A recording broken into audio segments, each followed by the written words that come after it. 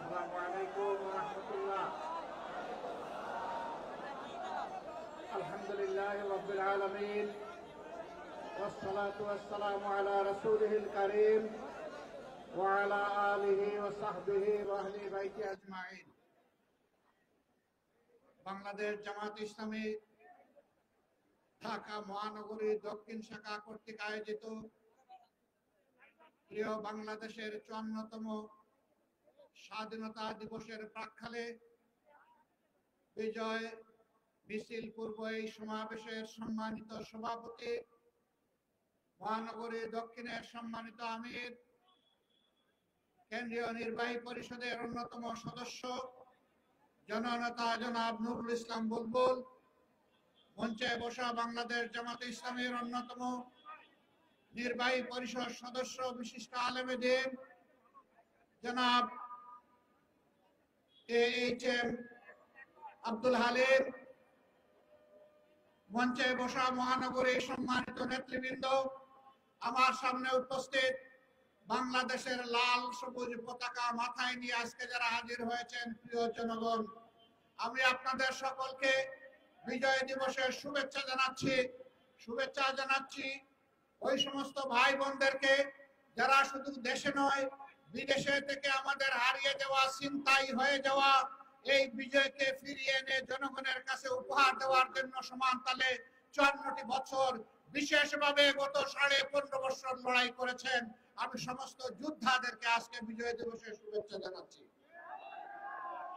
গভীর কৃতজ্ঞতা জ্ঞাপন করছি যারা ৭১ সালে রণাঙ্গনে বুক চিতিয়ে যুদ্ধ করেছিলেন, জীবন দিয়েছেন, বঙ্গত্ব বরণ করেছেন, লড়াই করে সেদিন বিজয় উপহার দেওয়ার জন্য যারা ঘর থেকে বের হয়ে এক এক করে ৯.৫ মাস যারা রণাঙ্গনে ছিলেন, আমি তাদের সকলের প্রতি গভীর কৃতজ্ঞতা জানাচ্ছি। আমরা জাতি হিসাবে কৃতজ্ঞ জাতি, কিন্তু একটা দল, বিশেষ করে একটা গোষ্ঠীও না, একটা পরিবার জাতিকে কৃতজ্ঞতা বোধ ভুলিয়ে দিয়েছিল। স্বাধীনতার সমস্ত অবদান, ক্রেডিট হাইজ্যাক করে একটি পরিবারের সম্পত্তিতে পরিণত করা হয়েছিল।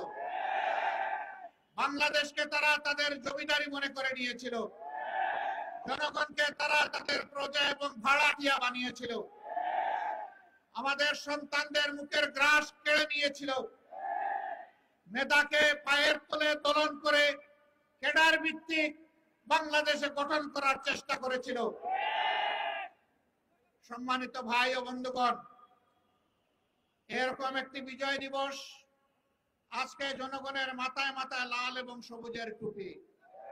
এই সবুজ হচ্ছে বাংলাদেশের সবুজ জমিন, লাল হচ্ছে আমাদের শহীদদের রক্ত। এটা সূর্যের চেয়েও দামি। এই রক্ত দেওয়া শুরু করেছিল এই জাতি ৪৭ সালে। তখন থেকে রক্ত দিয়ে দিয়ে ২৪-এর ৫ আগস্ট পর্যন্ত এই রক্ত দেওয়া অব্যাহত রয়েছিল। দুঃখের বিষয়, ৪৭-এর পরেও জাতির স্বাধীনতার সুফল ভোগ করতে পারেনি। আবার ৭১-এর পরেও জাতির স্বাধীনতা হাইজ্যাক হয়ে গিয়েছিল। আজ পর্যন্ত কোনো জবাব নাই এই জাতির সামনে, কেন সেদিন মুক্তিযুদ্ধের সর্বাধিনায়ক পাকিস্তানি আর্মির আত্মসমর্পণ অনুষ্ঠানে থাকতে পারলেন না, কেন তাকে পদে পদে অপমানিত করা হয়েছে, কেন তার স্বীকৃতি নেই, কেন যিনি স্বাধীনতার ঘোষণা দিয়েছিলেন জিয়াউর রহমান সাহেব, তার স্বীকৃতি নেই। তারা সকলের অবদানকে ম্লান করে, আমি আগেই বলেছি, একটা পরিবারের সম্পদে পরিণত করেছিল বাংলাদেশের স্বাধীনতাকে। মুক্তিযুদ্ধের চেতনার নামে তারা জাতিকে শোষণ করেছে, ধোঁকা দিয়েছে, জাতির উপর জুলুম করেছে, জাতির অধিকার কেড়ে নিয়েছে, জাতিকে দাসে পরিণত করেছে। বিশেষভাবে অভিনন্দন জানাই। যে লড়াই শুরু হয়েছিল ৭২ সাল থেকে সত্যিকারের স্বাধীনতার সুফল ভোগ করার জন্য, জনগণের হাতে স্বাধীনতার সুফল তুলে দেওয়ার জন্য, সেই লড়াইয়ের একটা পর্ব সমাপ্ত হয়েছে ২৪-এর ৫ই আগস্ট। এই ২৪-এর লড়াইয়েও জনগণকে নিজ দেশের স্বৈর শাসকের হাতে জীবন দিতে হয়েছে। তারা জনগণের জীবনকে পাত্তাই দেয়। গুলি করেছে মাটি থেকে, গুলি করেছে আকাশ থেকে, গুলি করে জনগণের বুক ঝাঁঝরা করে দিয়েছে। এই লড়াইয়ের প্রতীক হচ্ছে শহীদ আবু সাইদ।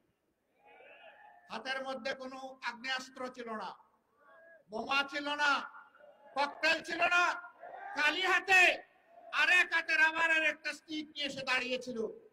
সে বলেছিল, বুকের ভিতরে তুমুল ঝড়, বুক পেতেছি, গুলি কর। সেই জ্বরটা কি ছিল? সেই জ্বর কি একা তার ছিল? নিশ্চয়ই না। বাংলাদেশের অধিকার কেড়ে নিয়ে, জনগণের অধিকার কেড়ে নিয়ে জনগণকে যে দাসে পরিণত করাইছিল, সেই ঝড় তার বুকের মধ্যে ছিল। এত রক্ত, এত ত্যাগ, এরপরে আমরা যেটাকে বলা হচ্ছে দ্বিতীয় স্বাধীনতা, এই স্বাধীনতার প্রতি সম্মান দেখানো এখন আমাদের নাগরিক এবং জাতীয় দায়িত্ব। জীবন দিয়ে যারা বিদায় নিয়েছে তারাও আমাদের জাতীয় বীর। এই লড়াইয়ের ময়দানে দেশে বিদেশে যারা শরীক হয়েছে তারাও আমাদের জাতীয় বীর। আমরা জাতীয় বীর দেখে আমাদের উচ্চ শিখরে রেখে তাদেরকে আমরা সম্মান জানাতে চাই। জাতীয় বীরদের এই অবদান কোন ব্যক্তি, কোন পরিবার, কোন গোষ্ঠী, কোন দলের লোলক দৃষ্টির সামনে এটা যেন হারিয়ে না যায়। বাংলাদেশের জনগণকে পাহারা দিতে হবে। আপনারা পাহারা দিতে পারবেন? 24 ঘন্টা, 365 দিন, বছরের পর বছর, যুগের পর যুগ, শতাব্দীর পর শতাব্দী সেই পাহারার জন্য আমাদেরকে তৈরি হতে হবে ইনশাআল্লাহ।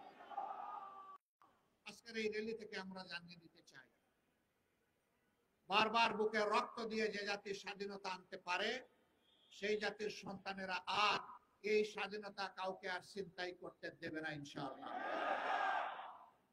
আমরা সবাইকে ধৈর্যের সাথে বাংলাদেশ গঠনে অবদান রাখার জন্য অনুরোধ জানাবো।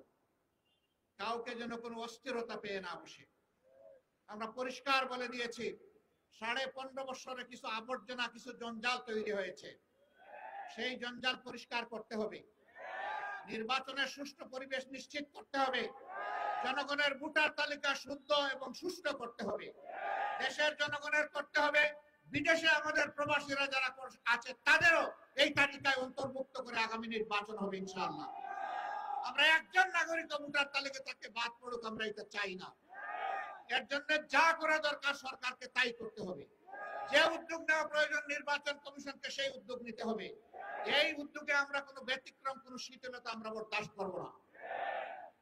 ঘরে ঘরে জনগণে গিয়ে এই তালিকাকে নিশ্চিত করতে হবে।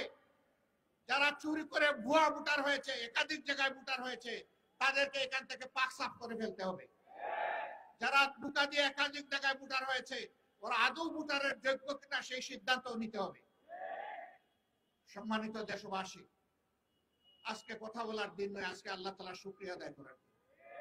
এই পল্টনেই আজ থেকে কয়েক বছর আগে, 2 দশকের অধিক সময় আগে, আল্লাহর কিছু বান্দাকে বড় নির্মম ভাবে হত্যা করা হয়েছিল।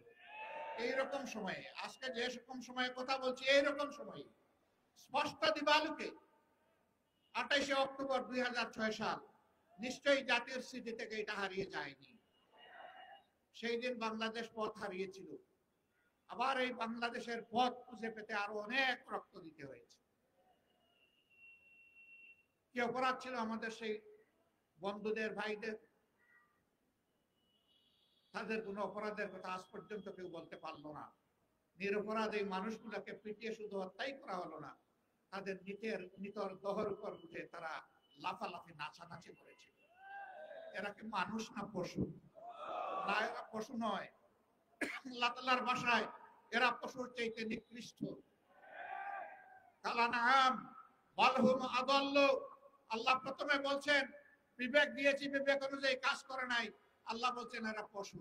আবার আল্লাহ বলতেছেন আমি পশুকে বিবেক দেই নাই, এদেরকে বিবেক দিয়েছিলাম, এরা পশুর মতো কাজ করেছে, অতএব এরা পশু নয়, তার চাইতেও নিকৃষ্ট।